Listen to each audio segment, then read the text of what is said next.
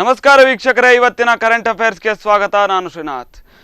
ಇವತ್ತಿನ ದಿನ ದತ್ತಪೀಠದ ವಿಚಾರವಾಗಿ, ದತ್ತಪೀಠದ ಒಂದು ಇತಿಹಾಸದ ವಿಚಾರವಾಗಿ, ಅದೇ ರೀತಿಯಲ್ಲಿ ದತ್ತಪೀಠಕ್ಕೆ ಸಂಬಂಧಿಸಿದಂತೆ ಹಲವಾರು ವಿವಾದಗಳು ಕೂಡ ಈಗಾಗಲೇ ಆಗಿ ಹೋಗಿದೆ. 1997ರಿಂದ ಹಿಡಿದು ಇಲ್ಲಿಯ ತನಕ ಒಂದಿಲ್ಲೊಂದು ವಿವಾದಗಳಿಗೆ ಈ ಒಂದು ದತ್ತಪೀಠ ಸಿಲುಕಿ ನಲುಗಿ ಹೋಗ್ತಾ ಇದೆ. ಈ ಎಲ್ಲದರ ಕುರಿತಾಗಿ ಮತ್ತೆ ಇನ್ನೊಂದೇನು ಅಂತಂದರೆ, ಈ ಒಂದು ದತ್ತಪೀಠದ ವಿಚಾರವಾಗಿ ರಾಜಕೀಯ ಪಕ್ಷಗಳು ಏನೆಲ್ಲ ಒಂದು ಲಾಭವನ್ನು ಮಾಡ್ಕೊಂಡಿದ್ದಾರಾ, ಮತ್ತು ಈ ಕುರಿತಾಗಿ ಹಲವಾರು ಪ್ರಶ್ನೆಗಳ ಮಧ್ಯೆ ಮತ್ತು ನಾಳೆಯ ದಿನ ಮತ್ತು ಡಿಸೆಂಬರ್ 27ರ ತನಕ ಒಂದು ಸಂಕೀರ್ತನ ಯಾತ್ರೆ ಮತ್ತು ಅದೇ ರೀತಿಯಲ್ಲಿ ದತ್ತ ಜಯಂತಿಗಳು ಹೀಗೆ ಮುಂತಾದ ರೀತಿಯಲ್ಲಿ ಒಂದು ಧಾರ್ಮಿಕ ಕಾರ್ಯಕ್ರಮಗಳು ನಡೆಯೋದ್ರಿಂದ ಇದೆಲ್ಲದರ ಕುರಿತಾಗಿ ಚರ್ಚೆಯನ್ನು ಮಾಡಲಿಕ್ಕಿದ್ದೇವೆ. ಈ ಒಂದು ಚರ್ಚೆಯಲ್ಲಿ ಇಬ್ಬರು ಅತಿಥಿ ಗಣ್ಯರು ಕೂಡ ಭಾಗವಹಿಸಿದ್ದಾರೆ. ಅದಕ್ಕಿಂತ ಮೊದಲು ಇವತ್ತಿನ ದಿನ ಚಿಕ್ಕಮಗಳೂರಿನ ದತ್ತಪೀಠದಲ್ಲಿ ಏನೆಲ್ಲ ಒಂದು ಧಾರ್ಮಿಕ ಕಾರ್ಯಕ್ರಮಗಳು ನಡೆದಿದೆ ಅಂತಕ್ಕಂಥದ್ರ ಒಂದು ಸ್ಟೋರಿ ಇಲ್ಲಿದೆ, ನೋಡ್ಕೊಂಡು ಬನ್ನಿ. ಹೆಸರುವಾಸಿಯಾಗಿರುವಂಥದ್ದು ದತ್ತಪೀಠ, ಚಿಕ್ಕಮಗಳೂರಿನಲ್ಲಿರುವಂತಹ ದತ್ತಪೀಠ. ಈ ದತ್ತಪೀಠದ ದತ್ತ ಜಯಂತಿ ಕಾರ್ಯಕ್ರಮವು ನಾಡಿದ್ದು 22ನೇ ತಾರೀಕಿಗೆ ದತ್ತಪೀಠದಲ್ಲಿ ನಡೆಯಲಿಕ್ಕಿದೆ. ಅಂದರೆ ದತ್ತಪಾದುಕೆ ದರ್ಶನ ಮಾಡುವ ಮೂಲಕ 22ನೇ ತಾರೀಕಿಗೆ ನಡೆಯಲಿಕ್ಕಿದೆ. ಅದೇ ರೀತಿಯಾಗಿ ಇವತ್ತು ಆ ಚಂದ್ರದ್ರೋಣ ಪರ್ವತದಲ್ಲಿ ಅನಸೂಯ ಪೂಜೆ, ಹಾಗೆ ನಾಳೆ ಚಿಕ್ಕಮಗಳೂರಿನಲ್ಲಿ ಭಾರಿ ದೊಡ್ಡ ಒಂದು ಬೃಹತ್ ಶೋಭಾಯಾತ್ರೆ ಮತ್ತು ಧಾರ್ಮಿಕ ಸಭೆ ಕೂಡ ನಡೆಯಲಿಕ್ಕಿದೆ. ಮತ್ತು ಈ ಎಲ್ಲ ಕಾರ್ಯಕ್ರಮಗಳಿಗೆ ಇಡೀ ಕರ್ನಾಟಕದಿಂದ ಸುಮಾರು 50,000 ದತ್ತಮಾಲಾ ಭಕ್ತಾದಿಗಳು ಅದರಲ್ಲಿ ಭಾಗವಹಿಸಲಿಕ್ಕಿದ್ದಾರೆ. ನಾನು ಈ ಮಾಧ್ಯಮದ ಮೂಲಕ ಮಾನ್ಯ ಮುಖ್ಯಮಂತ್ರಿಗಳಿಗೆ ಆಹ್ವಾನವನ್ನು ಕೂಡ ನೀಡ್ತಾ ಇದ್ದೇನೆ. ನೀವು ಕೂಡ ಇಡೀ ರಾಜ್ಯದ ಎಲ್ಲ ಮಠ ಮಂದಿರಗಳಿಗೆ, ದೇವಸ್ಥಾನಗಳಿಗೆ, ಎಲ್ಲ ಧಾರ್ಮಿಕ ಕೇಂದ್ರಗಳಿಗೆ ಭೇಟಿಯನ್ನು ಕೊಡ್ತಾ ಇದ್ದೀರಿ. ಅದೇ ರೀತಿಯಾಗಿ ಹಿಂದೂಗಳ ಪೀಠ ದತ್ತಪೀಠ, ನೀವು ಇಲ್ಲಿ ಕೂಡ ನಾಡಿದ್ದು ದತ್ತ ಜಯಂತಿಯನ್ನು ನೀವು ದತ್ತಪೀಠಕ್ಕೆ ಬರಬೇಕು. ಆಮೇಲೆ ಅಲ್ಲಿರುವಂತಹ ದತ್ತಪಾದುಕೆಯ ದರ್ಶನವನ್ನು ಮಾಡಬೇಕು. ನಂತರ ನಿಮಗೆ ಯಾವ ರೀತಿಯಾಗಿ ನೀವು ನಿಮ್ಮ ಅಧಿಕಾರವನ್ನ ಉಳಿಸಿಕೊಳ್ಳಿಕ್ಕಾಗಿ ಹೋಮ ಹವನಗಳನ್ನು ಮಾಡ್ತಾ ಇದ್ದೀರಿ, ಅದೇ ರೀತಿಯಾಗಿ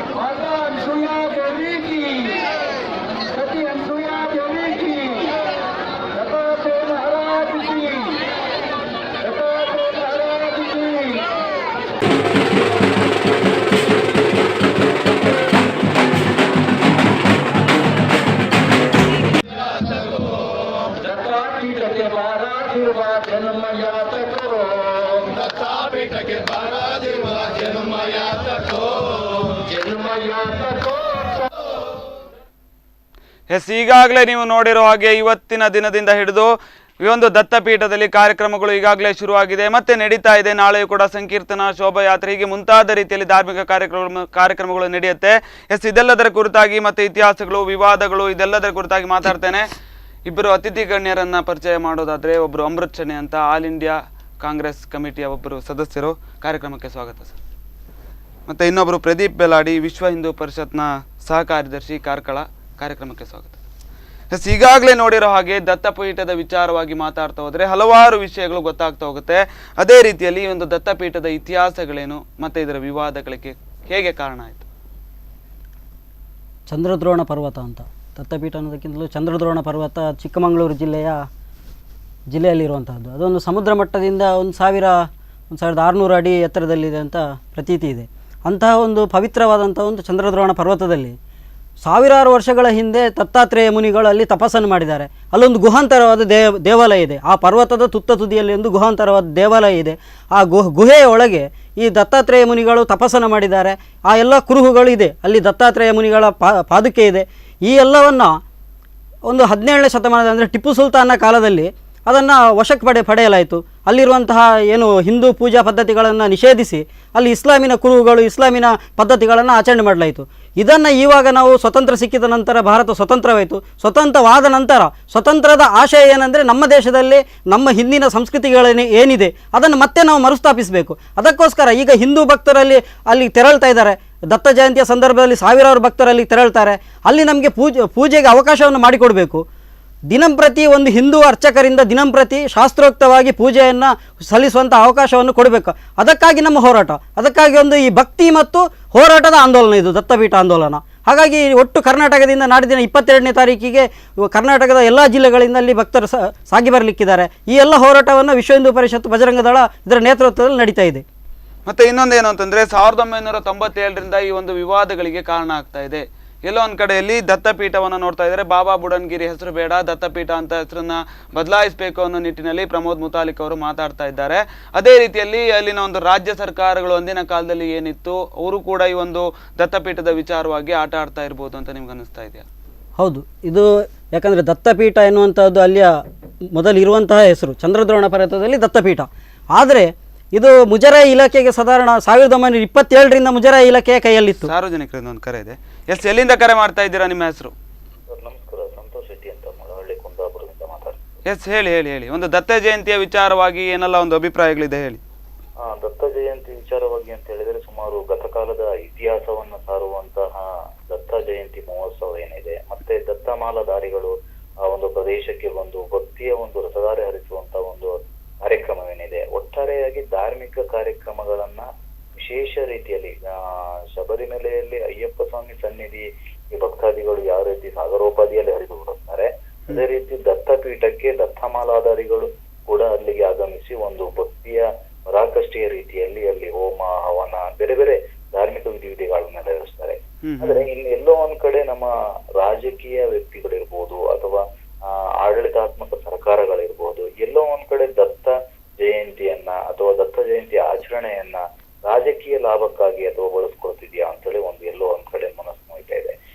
ಇದ್ರೆ ನಮ್ಮ ಮಾನ್ಯ ಕುಮಾರಸ್ವಾಮಿ ಅವರು ರಾಜಕೀಯ ತೊಂದರೆ ಆದಾಗ, ರಾಜಕೀಯಕ್ಕೆ ಏನಾದ್ರು ಜ್ಯೋತಿಷ್ಯಗಳು ಏನಾದ್ರು ಹೇಳಿದ್ರೆ, ನೀವು ಇಂಥ ದೇವಸ್ಥಾನಗಳಿಗೆ ಭೇಟಿ ಮಾಡಿ, ನೀವು ಇಂಥ ಸ್ವಾಮೀಜಿಯವ್ರನ್ನ ಭೇಟಿ ಮಾಡಿ, ಹೋಮ ಹವನಗಳನ್ನ ಮಾಡಿ, ಯಾಕೆಂದ್ರೆ ಸಾರ್ವಜನಿಕರ ತೆರಿಗೆ ಹಣದಲ್ಲಿಯೇ ಕೂಡ ಇವರು ದೇವಸ್ಥಾನ ದೇಗುಲಗಳನ್ನ ಭೇಟಿ ಮಾಡಿ ಪ್ರದರ್ಶಿಸುತ್ತಂತಾದ್ರೆ ಇವತ್ತು ಎಷ್ಟೋ ರಾಜ್ಯದಲ್ಲಿ ಎಷ್ಟೋ ಸಮಸ್ಯೆಗಳು ತಾಂಡವಾಡ್ತಿದೆ. ಉತ್ತರ ಕರ್ನಾಟಕ ಇರ್ಬೋದು, ಆಲ್ ಓವರ್ ಕರ್ನಾಟಕ ಇರ್ಬೋದು, ಯಾಕೆಂದ್ರೆ ಅಪೌಷ್ಟಿಕತೆ ಇರ್ಬೋದು, ಅಂಗವಿಕಲ್ಯ ಇರ್ಬೋದು, HIV ಇರ್ಬೋದು, ಹೀಗೆ ಹಲವಾರು ರೋಗಗಳು ಕೂಡ ತುತ್ತಾದಂತ ಅದೆಷ್ಟೋ ಬಡ ಕುಟುಂಬಗಳಿದೆ. ಹಾಗೆಯೇ ಅದೆಷ್ಟೋ ಸಮಸ್ಯೆಗಳು ರಾಜ್ಯದಲ್ಲಿ ತಾಂಡವಾಡ್ತಿದೆ. ಇವೆಲ್ಲವನ್ನು ಬಿಟ್ಟು ರಾಜಕೀಯ ಗಾಳಗವನ್ನ ಬೆಳೆಸಿಕೊಂಡು ಇಂತಿಂತ ಧಾರ್ಮಿಕ ಕ್ಷೇತ್ರಗಳಿಗೆ ಭೇಟಿ ನೀಡುವುದರಿಂದ ಯಾವುದೇ ರಾಜ್ಯದ ಉನ್ನತೀಕರಣ ಆಗಲ್ಲ, ಮತ್ತೆ ಸಮಸ್ಯೆಗಳು ಕ್ಲಿಯರ್ ಆಗಲ್ಲ. ಈ ದತ್ತಮಾಲ ವಿಷಯಕ್ಕೆ ಬಂದರೂ ಕೂಡ ರಾಜಕಾರಣಿಗಳು ತಮ್ಮ ಬೇಳೆಯನ್ನ ಬೇಯಿಸಿಕೊಳ್ಳಲಿಕ್ಕೆ ಪ್ರಯತ್ನ ಮಾಡುತ್ತಿರುವುದು ನಮ್ಮ ಒಂದು ಭಕ್ತರ ಮನದಾಳದಲ್ಲಿ ನೋವು ತರಿಸಿದೆ. ಯಾಕೆಂತ ಹೇಳಿದ್ರೆ ಶಬರಿಮಲೆಗೆ ಇರುವಂತಹ ಏನು ಪ್ಲಸ್ ಪಾಯಿಂಟ್ ಏನಿದೆ, ಅದು ಕೂಡ ದತ್ತಮಾಲದ ಒಂದು ದತ್ತಪೀಠವೂ ಕೂಡ ಇದೆ ಅಲ್ವಾ. ಅದನ್ನ ರಾಜಕೀಯ ದಾಳವಾಗಿ ಬಳಸಿಕೊಳ್ಳುವುದು 100% ತಪ್ಪು. ಯಾಕಂದ್ರೆ ಇದು ಭಕ್ತರ ಮನಸ್ಸಿನಲ್ಲಿ ನೋವಿನ ಭಾವನೆ ಉಂಟಾಗ್ತದೆ ಮತ್ತು ಧಾರ್ಮಿಕ ಕ್ಷೇತ್ರಕ್ಕೆ ತನ್ನದೇ ಆದಂತಹ ಒಂದು ಅವಶೇಷಗಳಿದೆ, ಅದನ್ನ ನಾವು ಬೆಳೆಸ್ಕೊಳ್ಬೇಕಾಗತ್ತೆ. ಆ ಶಕ್ತಿ ಕೇಂದ್ರಕ್ಕಿರುವಂತಹ ಒಂದು ಭಕ್ತಿಯ ಮೇಲೆ ಯಾವ ಒಂದು ರಾಜಕೀಯ ಇರ್ಬೋದು ಅಥವಾ ಬೇರೆ ಯಾವ ಸಂಘಟನೆಗಳಿರ್ಬೋದು ಅಥವಾ ಬೇರೆ ಬೇರೆ ವ್ಯಕ್ತಿಗಳಿರ್ಬೋದು ಅದನ್ನ ಅಲ್ಲಗಳೆಯುವಂತಹ ಪ್ರಶ್ನೆ ಇಲ್ಲ. ಅಲ್ಲಿ ನಡೆಯುವಂತಹ ಕಾರ್ಯಕ್ರಮಗಳು ಸಮವಾಗಿ ನಡೆಯಬೇಕು. ಗತಕಾಲದ ಇತಿಹಾಸವನ್ನ ಭಕ್ತರ ಮನದಲ್ಲಿ ಏನಿದೆ ಅದನ್ನ ಕಾಲಾನುಕ್ರಮವಾಗಿ ನಡ್ಕೊಂಡು ಬರ್ತಾ ಇರಬೇಕು. ಅಲ್ಲಿ ಮುಜರಾಯಿ ಇಲಾಖೆ ಸೇರ್ಬೋದು ಅಥವಾ ಇನ್ನೊಂದು ಇಲಾಖೆ ಸೇರ್ಬೋದು, ಅದು ಸೆಕೆಂಡರಿ. ಅಂದ್ರೆ ಯಾವ ಯಾವ ದೇವಸ್ಥಾನಗಳು ಪ್ಲಸ್ ಪಾಯಿಂಟ್ ಅಲ್ಲಿ ನಡೀತಾ ಇದೆ, ಯಾವ ದೇವಸ್ಥಾನದಲ್ಲಿ ಏಳಿಗೆ ಉತ್ಪತ್ತಿಗಳು ಜಾಸ್ತಿ ಇದೆ, ಅದೆಲ್ಲವನ್ನು ಕೂಡ ಕರ್ನಾಟಕ ಸರ್ಕಾರ ಧಾರ್ಮಿಕ ದತ್ತಿ ಇಲಾಖೆಯ ಹೆಸರಲ್ಲಿ ಕೂಡ ವಶಪಡಿಸಿಕೊಳ್ಳುತ್ತಿರುವುದು ಬಹಳ ಒಂದು ವಿಷಾದಾಯಕ. ಯಾಕಂತ ಹೇಳಿದ್ರೆ ಹಲವಾರು ವರ್ಷಗಳಿಂದ ಅಲ್ಲಿ ಪೂಜೆ ಪುರಸ್ಕಾರಗಳ ಮಾಡಿದ ಒಂದು ಆಡಳಿತ ಮಂಡಳಿ ಇದೆ, ಪೂಜಾರರು ಇದೆ. ಅದರ ಒಂದು ವ್ಯಕ್ತಿಗತವನ್ನ ನೋಡುವುದಾದ್ರೆ ಅಲ್ಲಿಯೇ ಒಂದು ಸಂಸ್ಕೃತಿ ನೆಲೆಬೀಳಿನ ಒಂದು ಕ್ಷೇತ್ರವಾಗಿ ಮಾರ್ಪಟ್ಟಿದೆ. ಅಲ್ಲಿನ ಒಂದು ಸಂಸ್ಕೃತಿ ಇದೆ, ಅದನ್ನ ಏನಂತ ಹೇಳಿದ್ರೆ ಇವರು ಬೇರೆ ರೀತಿಯಲ್ಲಿ ಬಳಸ್ಕೊಳ್ಳುವುದು, ರಾಜಕೀಯ ಗಾಳವಾಗಿ ಉಪಯೋಗಿಸಿಕೊಂಡಿರುವಂತದ್ದು. ಇದೊಂದು ಎಲ್ಲೋ ಒಂದ್ ಕಡೆ ನಾವು ಅಂತಿದ್ದೀವಿ, ಕರ್ನಾಟಕದ ಒಂದು ಮೂಲೆಯಲ್ಲಿ ಒಂದು ಯಾವುದಾದ್ರೂ ಒಂದು ನರಬಲಿ ಆದ್ರೆ ಅಥವಾ ಬೇರೆ ಯಾವ್ದು ಪ್ರಾಣಿಗಳನ್ನ ಕೊಂದ್ರೆ ಅಥವಾ ಬೇರೆ ಬೇರೆ ವಿಷಯಗಳನ್ನ ನಾವು ಇಡೀ ದಿವಸ ಸುದ್ದಿವಾಹಿನಿಗಳು ಪತ್ರಿಕೆಗಳು ಅದನ್ನ ಬಿಂಬಿಸ್ತವೆ. ಆದ್ರೆ ಎಲ್ಲೋ ಒಂದ್ ಕಡೆ ರಾಷ್ಟ್ರ ಮಟ್ಟದ ಒಂದು ದೇವಸ್ಥಾನಗಳಲ್ಲಿ ಏನೋ ಒಂದು ಅವಘಡ ಸಂಭವಿದ್ರು ಕೂಡ ಅದನ್ನು ಸಂಭವಿಸ್ತವೆ. ಆದ್ರೆ ಸಣ್ಣ ಪುಟ್ಟ ದೇಗುಲಗಳು ಕೂಡ ವಿಶೇಷಾತ್ಮಕವಾಗಿ ನಡೆಯುವಂತ ದೇವಸ್ಥಾನಗಳಲ್ಲಿ ಕೂಡ ರಾಜಕಾರಣಿಗಳು ಆ ಒಂದು ಕೆಲವೊಂದು ಕೆಲಸ ಕಾರ್ಯಗಳಿಗೆ ಕಾನೂನಾತ್ಮಕವಾಗಿ ಕಡಿವಾಣ ಹಾಕುವುದು. ಯಾಕೆಂದ್ರೆ ಪರಂಪರಾಗತವಾಗಿ ಬಂದಂತ ಸಂಸ್ಕೃತಿಯನ್ನು ನಡ್ಸ್ಕೊಂಡೇ ಹೋಗ್ಬೇಕಾಗತ್ತೆ. ಕಾನೂನಾತ್ಮಕವಾಗಿ ಕಡಿವಾಣ ಹಾಕಿ ಅಂತ ಸಂಸ್ಕೃತಿಯನ್ನ ನಿಷೇಧಿಸಬೇಕು ಅನ್ನೋದು ಇದೊಂದು ಅತ್ಯಂತ ಕಿಡುಕಿನ ಸಂಗತಿ ಎಂದು ನನ್ನ ಅನಿಸಿಕೆ. ಎಸ್ ಧನ್ಯವಾದಗಳು ಸರ್ ಸ್ಪಂದನ ಜೊತೆ ಮಾತಾಡಿದ್ದಕ್ಕೆ. ಈಗಾಗಲೇ ಅವರು ಹೇಳಿದ್ರು ರಾಜಕೀಯ ದಾಳವಾಗಿ ಈ ಒಂದು ದೇವಸ್ಥಾನಗಳನ್ನ ಮಠ ಮಂದಿರಗಳನ್ನ ಬಳಸ್ಕೊಳ್ತಾ ಇದ್ದಾರೆ ಅಂತ. ಇದಕ್ಕೆ ನೀವೇನು ಹೇಳ್ತೀರಿ ಸರ್? ಅವರು ಹೇಳಿದೆಲ್ಲ ಸರಿ, ಯಾವ ರಾಜಕೀಯ ಪಕ್ಷದವರು ಅಂತ ಹೇಳಲಿಲ್ಲ, ಹಾಗಾಗಿ ನಾನು ಅದ್ರ ಬಗ್ಗೆ ಕಮೆಂಟ್ ಮಾಡ್ಲಿಕ್ಕೆ ಹೋಗುದು. ಮತ್ತೆ ಇನ್ನೊಂದು ಕೂಡ ಹೇಳಿದ್ರು, ಕುಮಾರಸ್ವಾಮಿ ಅವರು ತಮ್ಮ ಒಂದು ಜನರ ದುಡ್ಡಿನಿಂದ ದೇವಸ್ಥಾನಗಳನ್ನ ತಿರುಗ್ತಾ ಇದ್ದಾರೆ. ಈಗಾಗಲೇ ಕರ್ನಾಟಕದಲ್ಲಿ ಹಲವಾರು ಸಮಸ್ಯೆಗಳಿದೆ, ಆದರೆ ಅವೆಲ್ಲವನ್ನ ಬಿಟ್ಟು ಇವರು ದೇವಸ್ಥಾನಗಳನ್ನ ಮಠ ಮಂದಿರಗಳನ್ನ ಹೋಗುವಂತ ಕೆಲಸವನ್ನ ಮಾಡ್ತಾ ಇದ್ದಾರೆ ಅಂತ. ನಮ್ಮ ದೇಶದಲ್ಲಿ ಪ್ರಜಾಪ್ರಭುತ್ವ ಬಂದಿದೆ, ಜಾತ್ಯತೀತ ಸರ್ಕಾರ ಇದ್ರೂ ಕೂಡ ನನ್ನ ಸಹೋದರರು ಹೇಳಿದಾಗೆ ಈ ದೇಶದಲ್ಲಿ ಹಿಂದಿಂದ ಒಂದು ಧಾರ್ಮಿಕವಾದಂಥ ಅತ್ಯಂತ ಆಳವಾದ ನಂಬಿಕೆಗಳಿದೆ. ಕೆಲವರು ಅದನ್ನ ಇವತ್ತಿಗೂ, ಈಗ ಅವರು ಹೇಳಿದಾಗೆ ಕುಮಾರಸ್ವಾಮಿ ಅವರು ಹೋಮ ಹವನ ಮಾಡಿದ್ರು ಹೇಳಿ, ಸಿದ್ದರಾಮಯ್ಯ ಅವರು ಮಾಡ್ತಿರ್ಲಿಲ್ಲ, ಮಾಡಿದ್ರು ಟೀಕೆ ಮಾಡದಿದ್ರು ಟೀಕೆ. ಅಂದ್ರೆ ಅವರವರ ವ್ಯಕ್ತಿಗತ ನಂಬಿಕೆ ಅದು. ಅದು ಸರ್ಕಾರದ ಕಾನೂನಿನಲ್ಲಿ ಹೋಮ ಮಾಡ್ಬೇಕಂತಿಲ್ಲ, ಅವರವರ ವ್ಯಕ್ತಿಗತ. ಯಡಿಯೂರಪ್ಪ ಅವರು ಮಾಡ್ತಿದ್ರು, ಕೆಲವು ಮುಖ್ಯಮಂತ್ರಿಗಳು ವಿಪರೀತ ಮಾಡ್ತಾರೆ, ಕೆಲವರು ಮಾಡುದಿಲ್ಲ, ಪ್ರಧಾನಮಂತ್ರಿಗಳು ಮಾಡ್ತಾರೆ, ಮಾಡುದಿಲ್ಲ. ಅದು ಅದಕ್ಕೆ ಇತಿಮಿತಿಯಲ್ಲಿದ್ರೆ ಚಂದ. ಸಾರ್ವಜನಿಕ ಸಮಸ್ಯೆಗಳನ್ನೆಲ್ಲ ಮರೆತು ಅದನ್ನಕ್ಕೆ ಸ್ಪಂದಿಸದೆ ಬರೀ ಹೋಮ ಹವನ ಮಾಡಿದ್ರೆ ಅದು ಯಾರು ಮಾಡಿದ್ರು ತಪ್ಪು. ಈಗಾಗಲೇ ನಾನು ಮಾತಾಡ್ತಾ ಇದ್ದೆ, ರಾಜಕೀಯ ಪಕ್ಷಗಳು ಎಲ್ಲೋ ಒಂದ್ ಕಡೆ ಈ ಒಂದು ದತ್ತಪೀಠದ ವಿಚಾರದಲ್ಲಿ ಕೈ ಆಡಿಸಿದೆ, ರಾಜಕೀಯ ದಾಳವನ್ನಾಗಿ ಉಪಯೋಗಿಸ್ಕೊಂಡಿದೆ ಅಂತಕ್ಕಂಥ ವಿಚಾರವನ್ನು ನಾನು ಮೊದಲು ಮಾತಾಡ್ತಾ ಇದ್ದೆ. ಮುಂದುವರಿಸಿ. ರಾಜಕೀಯ ಪಕ್ಷಗಳು ಇದರಲ್ಲಿ ಯಾವ ಕಾರಣಕ್ಕೆ ಆಸಕ್ತಿಯನ್ನು ಹೊಂದಿದೆ ಅಂದರೆ ಇಷ್ಟೇ, ಕೇವಲ ಮತ ಬ್ಯಾಂಕ್, ವೋಟ್ ಬ್ಯಾಂಕ್ ಎನ್ನುವ ಒಂದು ರಾಜಕಾರಣ ಬಿಟ್ಟರೆ ಇದರಲ್ಲಿ ಬೇರೆ ಯಾವ ವಿಚಾರವೂ ಇಲ್ಲ. ಯಾವತ್ತು ಬಜರಂಗ ದಳ, ವಿಶ್ವ ಹಿಂದೂ ಪರಿಷತ್ ಒಟ್ಟು ಹಿಂದೂ ಸಮಾಜವನ್ನು ಒಟ್ಟುಗೂಡಿಸಿ ದತ್ತಪೀಠವನ್ನು ನಮಗೆ ಮರಳಿ ವಾಪಸ್ ಕೊಡಿ ಎಂದು ಹೋರಾಟವನ್ನು ಸಂಘಟಿಸಿದ್ದು, ಅವತ್ತು ಈ ಎಲ್ಲ ಸೆಕ್ಯುಲರ್ ಎನ್ನುವ ಹೆಸರಿಟ್ಟುಕೊಂಡಿರುವಂಥ ಪಕ್ಷಗಳಿಗೆ ಜ್ಞಾನೋದಯವಾಯಿತು. ಈಗ ತಕ್ಷಣ ನಾವು ಮುಸಲ್ಮಾನರ ಪರವಾಗಿ ನಿಲ್ಲಬೇಕು. ಯಾಕಂದರೆ ದತ್ತಪೀಠದಲ್ಲಿರುವಂಥದ್ದು ಎರಡೇ ವಾದ, ಒಂದು ಬಾಬಾ ಬುಡನ್ ಅಥವಾ ದತ್ತಾತ್ರೇಯ. ಈ ಎರಡು ಯಾರಿಗೆ ಸಲ್ಲಬೇಕಾಗಿರುವಂಥದ್ದು ದತ್ತಪೀಠ? ಈ ಎರಡು ಜನರಲ್ಲಿ ಯಾರಿಗೆ ಸಲ್ಲಬೇಕಾಗಿರುವಂಥದ್ದು? ನಾವು ಹಿಂದೂಗಳು ಹೇಳ್ತಿರೋದು ಇದು ನಮ್ಮ ಜಾಗ, ಇದು ನಮ್ಮ ದೇವಾಲಯ, ನಮ್ಮ ಶ್ರದ್ಧಾ ಕೇಂದ್ರ, ಇದನ್ನು ನಮಗೆ ವಾಪಸ್ ಕೊಡಿ.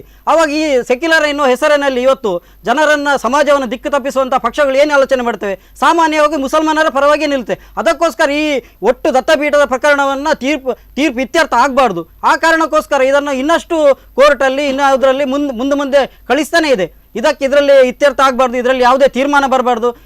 ಹೀಗಾಗಿ ಈ ರಾಜಕೀಯ ಪಕ್ಷಗಳು ಇದನ್ನು ಆದಷ್ಟು ದೂರ ಒಂದಷ್ಟು ಹಗ್ಗಜಗ್ಗಾಟದ ರೀತಿ ತುಂಬ ದೂರ ಕೇಳೆಯುವಂಥ ಒಂದು ಪ್ರಯತ್ನ ಮಾಡ್ತಾ ಇದೆ. ಕೇವಲ ಅದೇ ರಾಜಕಾರಣ, ಮತ ಬ್ಯಾಂಕ್ ರಾಜಕಾರಣ ಅಷ್ಟೇ. ಅಂದಿನ ಸಮಯದಲ್ಲಿ 1997 ನಂತರ ಏನು ಈ ಒಂದು ದತ್ತಪೀಠದ ವಿಚಾರವಾಗಿ ಕೆಲವೊಮ್ಮೆ ಆಕ್ರೋಶಗಳು, ಪ್ರತಿಭಟನೆಗಳು ಕೂಡ ಎಲ್ಲ ಆಯಿತು. ಅಂಥ ಸಂದರ್ಭದಲ್ಲಿ ಎಂಥ ಒಂದು ಅಪಾಯಕಾರಿ ಬೆಳವಣಿಗೆಗಳನ್ನು ಕಾಂಗ್ರೆಸ್ ಆವಾಗಲೇ ತಡಿಬೋದಾಗಿತ್ತು, ಇಲ್ಲೊಂದು ಕಡೆ ಅದನ್ನು ತಟಸ್ಥವಾಗಿ ಇರೋ ಹಾಗೆ ಮಾಡ್ಬೋದಾಗಿತ್ತು. ಆದರೆ ಕಾಂಗ್ರೆಸ್ಗೆ ಯಾಕೆ ಆಗಲಿಲ್ಲ? ಅಂಥ ಸಂದರ್ಭದಲ್ಲಿ ಅದನ್ನು ಒಂದು ನಿಲ್ಲಿಸುವಲ್ಲಿ ವಿಫಲವಾಯ್ತು. ಹಾಗಾದರೆ ಈಗ ಹಿಂದೆ ಒಬ್ರು ಕರೆ ಮಾಡಿದವರು ರಾಜಕಾರಣ ಮಾಡ್ತಾರೆ ದತ್ತಪೀಠದ ಹೆಸರಲ್ಲಿ ಅಂತ. ಈ ಸಿ.ಟಿ. ರವಿ ಇದ್ರು, ಅವರು ದತ್ತಪೀಠದ ಹೆಸರಲ್ಲಿ ರಾಜಕಾರಣ ಮಾಡ್ತಾ ಇದ್ದಾರೆ ಬಹುಶಃ. ಯಾಕಂದ್ರೆ ಕಾಂಗ್ರೆಸ್ ಪಕ್ಷಕ್ಕೆ ದತ್ತಪೀಠದ ಹೆಸರಿನಲ್ಲಿ ಏನು ಲಾಭ ಆದದಾಗ್ಲಿ ರಾಜಕಾರಣ ಮಾಡಿದ್ದು ನನ್ಗೆ ಗೊತ್ತಿಲ್ಲ. ಇವರು ಹೇಳಿದ್ದು ಬೇರೆ ಯಾವ ಸೆಕ್ಯುಲರ್ ಪಾರ್ಟಿ, ಇವರು ಪಾರ್ಟಿ ಹೆಸರು ಹೇಳಿಲ್ಲ. ಭಾರತೀಯ ಜನತಾ ಪಕ್ಷದ ನಾಯಕರುಗಳು, ಸಿ.ಟಿ. ರವಿ ಇರ್ಬೋದು, ಬೇರೆ ಬೇರೆಯವರು ದತ್ತ ಮಾಲೆ ಎಲ್ಲ ಹಾಕಿ ದತ್ತ ಪ್ರಯಾಣ ಎಲ್ಲ ಅದೇನೋ ನಾಡ್ದಿದೆ ಏನದು ಸಂಕೀರ್ಣ ಮಾಡ್ತಾರೆ.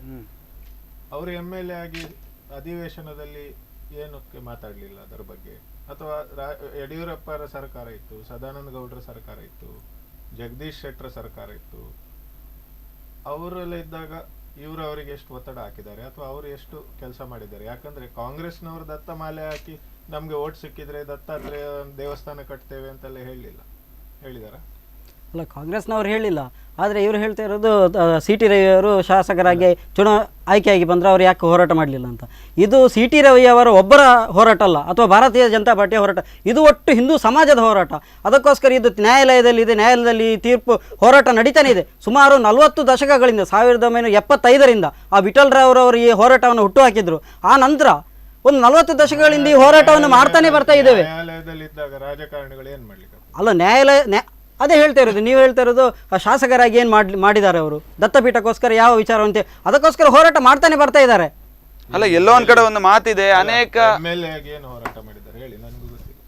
ಅದು ಹೋರಾಟ ನಾವು ಬಿಜೆಪಿ ವಕ್ತಾರರಲ್ಲ, ಅವ್ರು ಏನು ಹೋರಾಟ ಮಾಡಿದಾರೋ, ಅಥವಾ ನಾವು CT ರವಿ ಅವರ ವಕ್ತಾರರಲ್ಲ, ಬಿಜೆಪಿ ವಕ್ತಾರರಲ್ಲ, ಅವರು ಹೋರಾಟ ಮಾಡಿರ್ಬೋದು. ನೇತೃತ್ವದಲ್ಲಿ ಪಾದಯಾತ್ರೆ ನಾನು ನೋಡಿದ್ದೆ. ಇಲ್ಲ CT ರವಿ ಅವರ ನೇತೃತ್ವ ಅಂತಲ್ಲ, ಇದು ವಿಶ್ವ ಹಿಂದೂ ಪರಿಷತ್ ಮತ್ತು ಬಜರಂಗ ದಳದ ನೇತೃತ್ವದಲ್ಲಿ ನಡೆಯುವಂತ ಹೋರಾಟ ಇದು ಅಷ್ಟೇ. ಅದ್ರ ಜೊತೆ ಅವರು ಸೇರಿಕೊಂಡಿರ್ಬೋದು, ಯಾರು ಬೇಕಾದ್ರೂ ಸೇರ್ಬೋದು. ನಾಳೆ ಕಾಂಗ್ರೆಸ್ಸಿನ ಶಾಸಕರು ಅಥವಾ ಯಾರು ಮಿನಿಸ್ಟರ್ಗಳು ಬಂದು ಸೇರ್ಕೊಳ್ಬಹುದು, ನಮ್ದೇನು ಅಡೆತಡೆ ಇಲ್ಲ, ಯಾರು ಬೇಕಾದ್ರೂ ಸೇರ್ಕೊಳ್ಬಹುದು. ಮತ್ತೆ ಚರ್ಚೆಯನ್ನು ಮುಂದುವರಿಸ್ತೇನೆ. ಈಗಾಗಲೇ ಮಾತಾಡ್ತಾ ಇರೋ ಹಾಗೆ ದತ್ತಪೀಠದ ಒಂದು ವಿವಾದಗಳು ಮತ್ತೆ ಅದರ ಒಂದು ಇತಿಹಾಸಗಳು, ಅದೇ ರೀತಿಯಲ್ಲಿ ರಾಜಕೀಯ ಪಕ್ಷಗಳು ಯಾವ ರೀತಿಯಲ್ಲಿ ಆಟ ಆಡ್ತಾ ಇದ್ವು ಅಂತಕ್ಕಂಥ ಎಲ್ಲ ವಿಚಾರವಾಗಿ ಚರ್ಚೆಯನ್ನು ನಾನು ಮತ್ತೆ ಮುಂದುವರಿಸ್ತೇನೆ. ಅದಕ್ಕೂ ಮುನ್ನ ಚಿಕ್ಕದೊಂದು ವಿರಾಮ.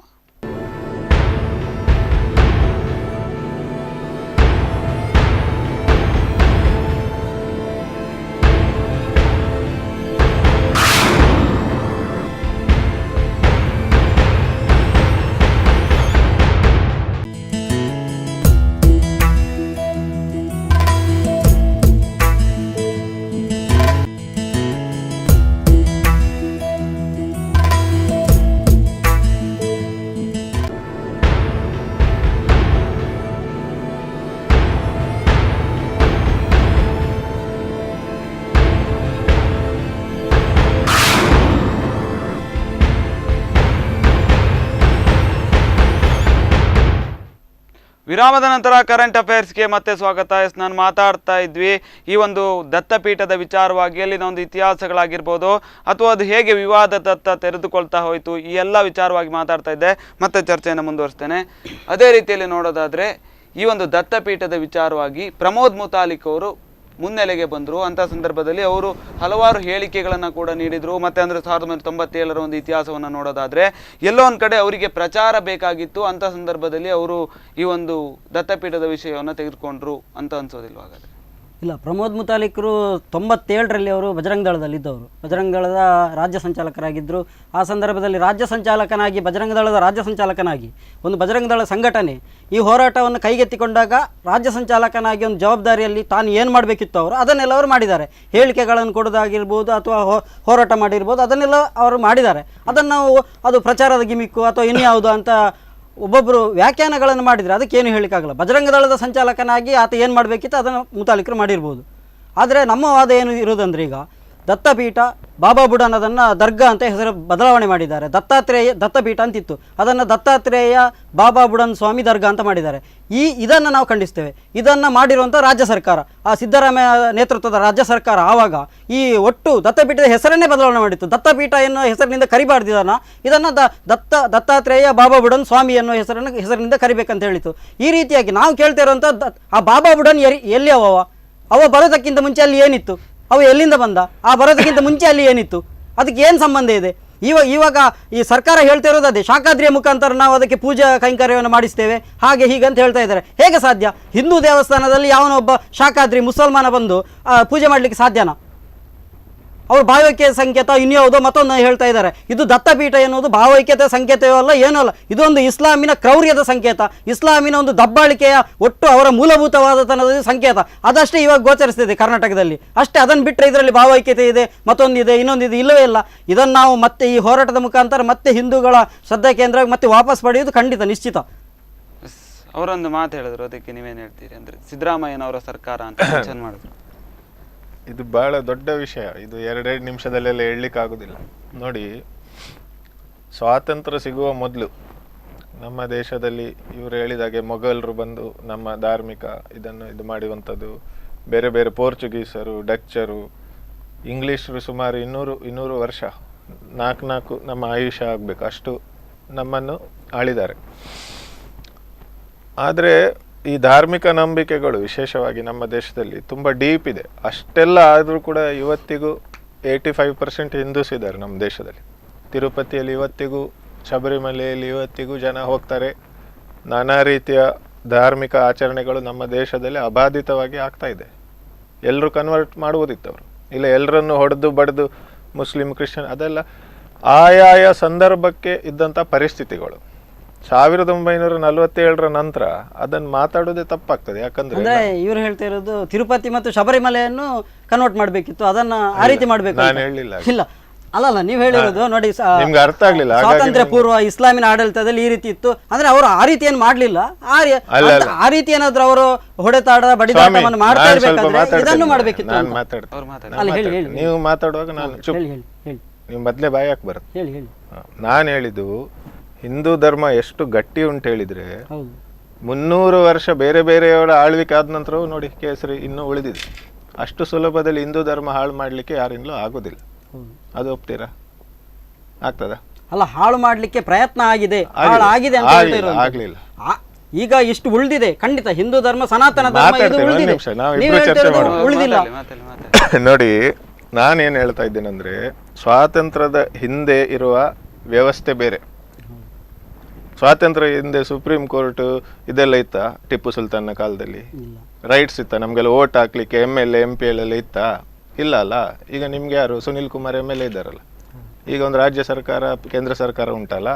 ಸೊ ಈ ವ್ಯವಸ್ಥೆಯಲ್ಲಿ ಒಂದು ಇತಿಮಿತಿ ಇರುತ್ತೆ. ನಿಮ್ಮ ವಾದ ನೀವು ಹೇಳಿ, ನೀವು ಓಟಿಗೆ ನಿಲ್ಲಿ. ಈಗ ರಾಮ ಮಂದಿರ ಕಟ್ತೇವೆ ಅಂತ ಹೇಳಿ ಅಡ್ವಾಣಿ ವಾಜಪೇಯಿ ಅವರು 5 ವರ್ಷ ಆಳಿದ್ರು, ರಾಮ ಮಂದಿರ ಕಟ್ಟಲಿಲ್ಲ. ನಮ್ಮ ಸಂವಿಧಾನ ನಿಮ್ಮನ್ನು ಪ್ರಧಾನಮಂತ್ರಿ ಮಾಡಲಿಕ್ಕೂ ಅವಕಾಶ ಕೊಡ್ತದೆ, ಗೊತ್ತುಂಟ ನಿಮಗೆ? ನೀವು ಯಾವ್ಯಾವ ಸರ್ಕಾರಕ್ಕೆ ಟೀಕೆ ಮಾಡೋ ಬದಲಿಗೆ ನೀವು ಒಂದು ಪಕ್ಷ ಕಟ್ಟಿ ಪ್ಯಾಂಪ್ಲೆಟಲ್ಲಿ ಬರೀರಿ, ದತ್ತಾತ್ರೇಯ ಪೀಠವನ್ನು ನಾವು ಹೀಗೆ ಮಾಡ್ತೀವಿ, ನೀವು ವಿನ್ ಆದ್ರೆ ಮಾಡ್ಬೋದು. ಇಲ್ಲ, ನಾವು ಪಕ್ಷ ಕಟ್ಟುವಂಥದ್ದು ಅದಲ್ಲ. ನಾವು ನಮ್ಮ ಹೋರಾಟ ಇರೋದು ಕೇವಲ ದತ್ತಪೀಠಕ್ಕೆ ಮಾತ್ರ.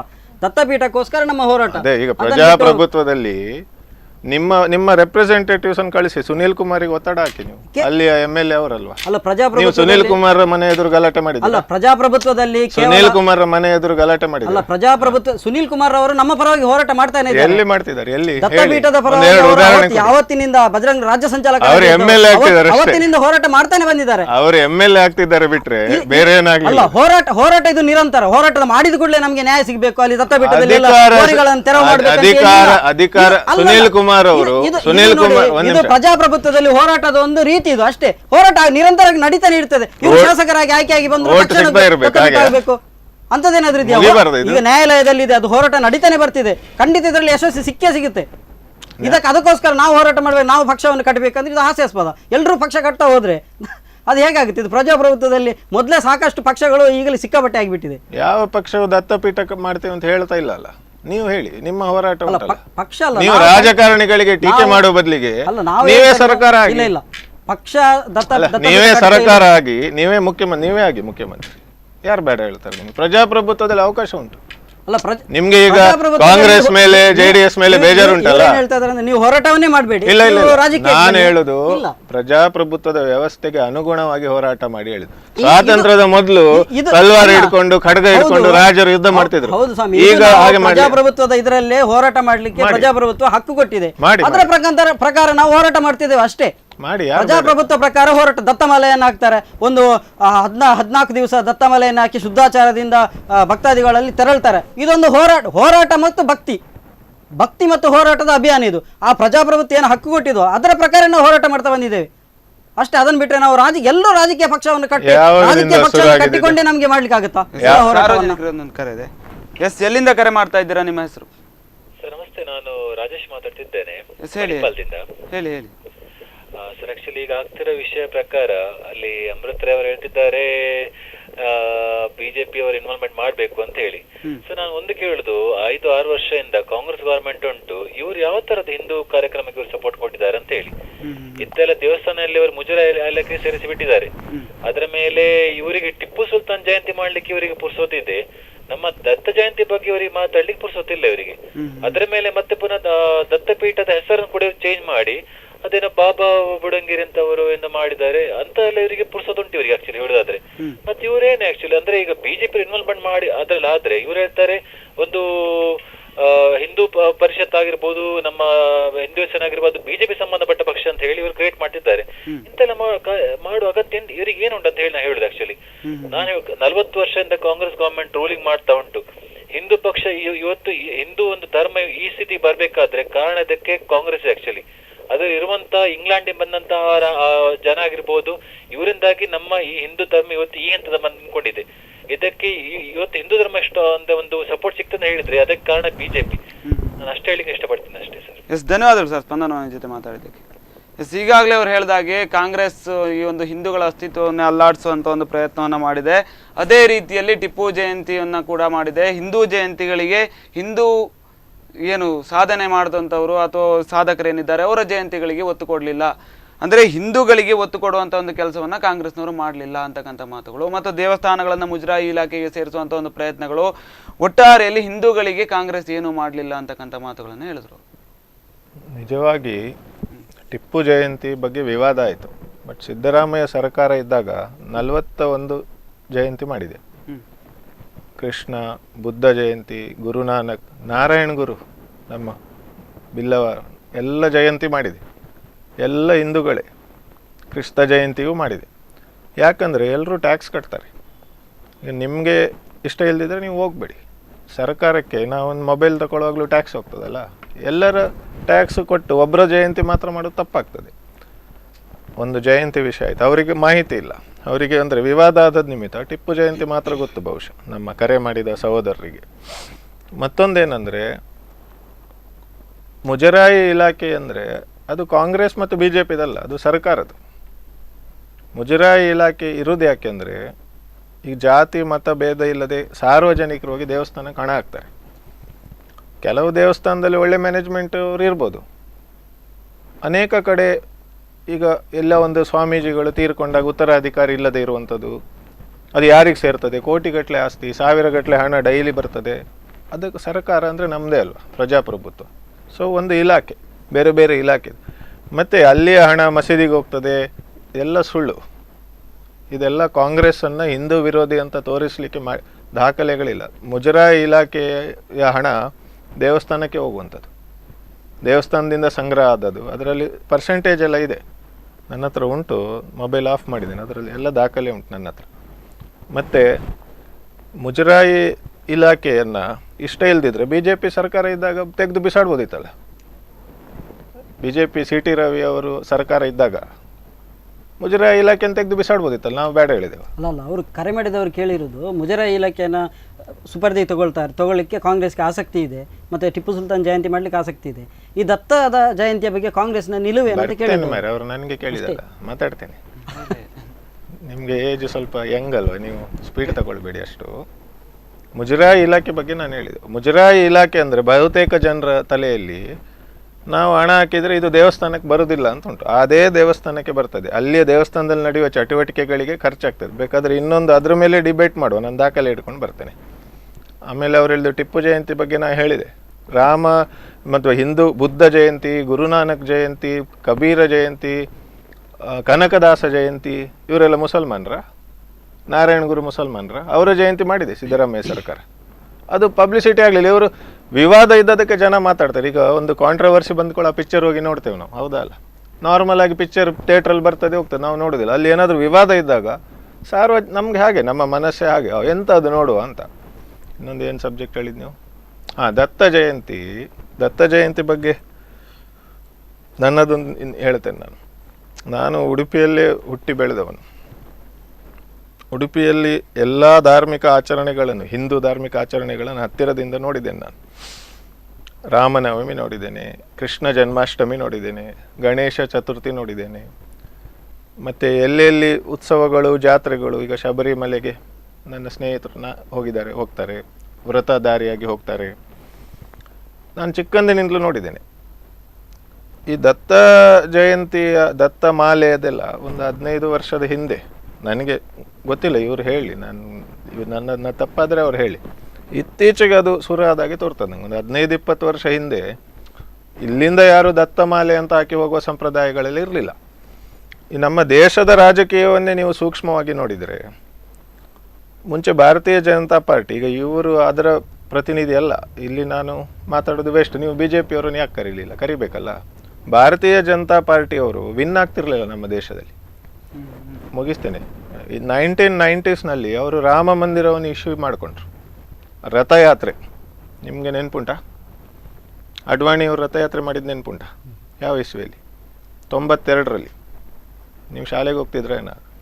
ರಥಯಾತ್ರೆ ಮಾಡಿ ಇಡೀ ದೇಶದಲ್ಲಿ ಸಂಚಾರ ಮಾಡಿ ರಾಮ ಮಂದಿರ ನಾವು ಕಟ್ತೇವೆ ಅಂತ ಇಟ್ಟಿಗೆ ಕಲೆಕ್ಷನ್ ಮಾಡಿದರು, ಕರಸೇವೆ ಅಂತ ಮಾಡಿದರು, ಬಾಬರಿ ಮಸೀದಿ ಅಂತ ಏನು ಅಲ್ಲಿ ಇತ್ತು ಅದನ್ನು ಡೆಮಾಲಿಷ್ ಮಾಡಿದರು. ಈ ಥರ ಎಲ್ಲ ತುಂಬ ನಮ್ಮ ದೇಶದಲ್ಲಿ ವಿವಾದ ಆದಮೇಲೆ ಜನ ತಿಳ್ಕೊಂಡ್ರು, ನಮ್ಮ ದೇಶದ ಮತದಾರರು ತಿಳ್ಕೊಂಡ್ರು BJP ಹಿಂದೂಗಳ ಪರ ಇರುವ ಪಕ್ಷ, ಅವ್ರಿಗೆ ಓಟ್ ಹಾಕಿದರೆ ರಾಮ ಮಂದಿರ ಕಟ್ತಾರೆ, ಗೋಮಾತೆಗೆ ಏನಾದರೂ ಒಳ್ಳೆ ಮಾಡ್ತಾರೆ, ದತ್ತಪೀಠ ಮಾಡ್ತಾರೆ ಹೇಳಿ. ಇಲ್ಲಿ ಇರಲಿ, ಪ್ರಜಾಪ್ರಭುತ್ವದಲ್ಲೇ ಅವ್ರು ಹಿಂದೂಗಳ ಪಕ್ಷ ಅಂತ ಹೇಳ್ಬೋದು. ಆದರೆ ನಾನು ಕೇಳುವಂಥದ್ದು BJP ಅವ್ರು ಏನು ಮಾಡಿದರು ಅಂತ. ಈಗ ನಿಮ್ಮ ಕರೆಗಾರರು ಹೇಳಿದರು, ಕರೆ ಮಾಡಿದವರು BJP ಹಿಂದೂಗಳ ಪಕ್ಷ, ಹಿಂದೂ ಧರ್ಮ ಹೇಳಿ. ಏನು ಮಾಡಿದರು ಅವರು? ಗೋ ರಫ್ತು, ಮಾಂಸ ರಫ್ತು ನಿಷೇಧ ಮಾಡಿದ್ರ? ನಮ್ಮ ದೇಶದಿಂದ ಹೈಯೆಸ್ಟ್ ಹೋಗ್ತದೆ. ಒಂದೊಂದು ರಾಜ್ಯದಲ್ಲಿ ಒಂದೊಂದು ರೀತಿ ಮಾತಾಡ್ತಾರೆ. ಗೋವಾದಲ್ಲಿ CM ಹೇಳ್ತಾರೆ, ಶಾರ್ಟ್ ಆದರೆ ನಾನು ತರಿಸಿಕೊಡ್ತೀನಿ ಹೇಳಿ. ಈಗ ಹಿಂದೂ ಧರ್ಮದ ಪರ ಹೋರಾಟ ಮಾಡುವವರು ನನ್ನ ಈ ಸ್ನೇಹಿತರು, ಮಹಾನ್ ನಾಯಕರು, ಇವರು BJPಯ ಹಿಂದೂ ವಿರೋಧಿ ಧೋರಣೆಗಳ ವಿರುದ್ಧ ಎಷ್ಟು ಹೋರಾಟ ಮಾಡಿದ್ದಾರೆ. ನೀವು ಮಾತಾಡಿ, ಮತ್ತೆ ನಾನು ಸುಮ್ಮನೆ ಇರ್ತೇನೆ. ಅದನ್ನು ನನಗೆ ಹೇಳಬೇಕು. ನೀವು ಸೆಕ್ಯುಲರ್ ಸರ್ಕಾರ ಏನೆಲ್ಲ ಹೇಳಿದರೆ ನಿಮಗೆ ಮಾಹಿತಿಯ ಕೊರತೆ. ಸೆಕ್ಯುಲರ್ ಅಂದರೆ ಏನು? ಈಗ BJP ಬಗ್ಗೆ ನಾನು ಹೇಳೋದು, ಈಗ ಇವರಿಗೆ ನಾನು ಟೀಕೆ ಮಾಡೋದಿಲ್ಲ. ಅವರು ಪಾಪ ಒಂದು ಧಾರ್ಮಿಕ ಮುಖಂಡರು, ಅವರಿಗೆ ದತ್ತ ಧರ್ಮವನ್ನು ಉಳಿಸಬೇಕು, ಬೆಳೆಸಬೇಕಂತ ಅವರು ಕೆಲಸ ಮಾಡ್ತಾರೆ. ಅವರೇನು ವೋಟಿಗೆ ನಿಲ್ಲೋದಿಲ್ಲ ಪಾಪ. ನಿಲ್ಲೋದು ಯಾರು? ಇವರೆಲ್ಲ ಹೋರಾಟ ಮಾಡೋದು. ಯಡಿಯೂರಪ್ಪ ಸರ್ಕಾರ ಬರುವ ಹಿಂದೆ ಪ್ರಮೋದ್ ಮುತಾಲಿಕ್ ಇಡೀ ರಾಜ್ಯದಲ್ಲಿ ಇದನ್ನೆಲ್ಲ ಹೋರಾಟ ಮಾಡಿ ವಿನ್ ಆಗೋದು ಯಾರು? ಯಡಿಯೂರಪ್ಪ, ಸುನಿಲ್ ಕುಮಾರ್, CT ರವಿ, ಅವರೆಲ್ಲ MLAಗಳಾಗ್ತಾರೆ. ನಾನು ಹೇಳೋದು, ನಾನು ಒಬ್ಬ ಧಾರ್ಮಿಕ ಶ್ರದ್ಧಾಳುವಾಗಿ ಇವರಿಗೆ ಸಲಹೆ ಕೊಡ್ತೇನೆ. ಈ ಹೋರಾಟದ ಮಂಚೂಣಿಯಲ್ಲಿ ನಿಂತು ಯಾರು ಜನಗಳ ಮತ ತಗೊಂಡು ವಿಧಾನಸೌಧಕ್ಕೆ ಹೋಗ್ತಾರಲ್ವಾ, ಅಲ್ಲಿ ಅವರು ಹೋರಾಟ ಮಾಡಬೇಕು. ಇಡೀ ಚಿಕ್ಕಮಗಳೂರನ್ನು ಪ್ರತಿನಿಧಿಸುವವರು CT ರವಿ, ಅಲ್ಲಿ ಅವರು ಟೇಬಲ್ ಗುದ್ದಿ ಹೇಳ್ಬೇಕು ದತ್ತಪೀಠ ಆಗಬೇಕು ಅಂತ.